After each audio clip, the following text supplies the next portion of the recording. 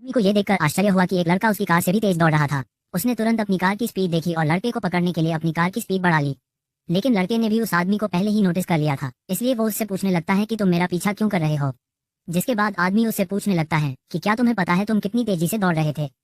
फिर वो आदमी लड़के से कहता है कि मुझे नहीं पता कि इस कार का स्पीडोमीटर सही है या नहीं, क्योंकि यह एक पुरानी कार है, लेकिन अगर इसका स्पीडोमीटर सही है तो तुम लगभग 12 मील प्रति घंटे की रफ्तार से दौड़ रहे थे, जिसका मतलब है कि तुम 5 मिनट में 1 मील दौड़ सकते हो।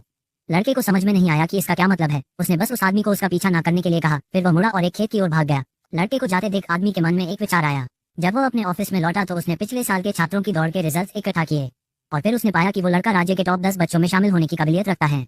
इसलिए उसने प्रिंसिपल को प्रस्ताव दिया कि वो एक क्रॉस कंट्री रनिंग टीम शुरू करना चाहता है और इस साल की स्टेट चैंपियनशिप में भाग लेना चाहता है। उसे पता चला कि उस छात्र के अलावा कुछ और छात्र भी थे जो बहुत तेज थे और उनकी परवरिश भी एक जैसी ही हुई। वे सभी मैक्सिकन इमिग्रेंट्स थे और वे सभी अमेरिका के सबसे गरीब शहर से आए थे। वे सभी सुबह 5 बजे उठते हैं और सुबह में अपने माता पिता की मदद करते हैं और फिर वे जल्द